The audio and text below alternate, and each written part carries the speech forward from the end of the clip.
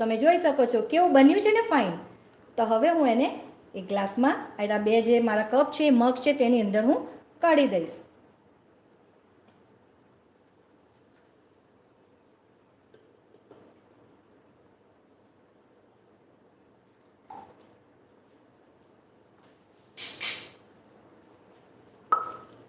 ખૂબ જ ફાઇન એવું ડિલિશિયસ બનીને તૈયાર થઈ ગયું છે મારું ફરાળી બદામ શેક. અને હું એને ફાઇન એવા બદામ શેકના ગ્લાસમાં સર્વ કરી રહી છું.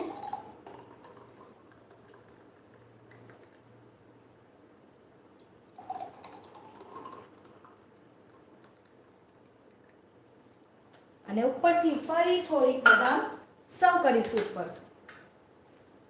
પ્રેઝન્ટેશન તો જોઈએ જ. એવી જ રીતે બીજા ગ્લાસ પર પણ. તો ફ્રેન્ડ્સ છે ને એકદમ ફાઇન ડિલિશિયસ એવું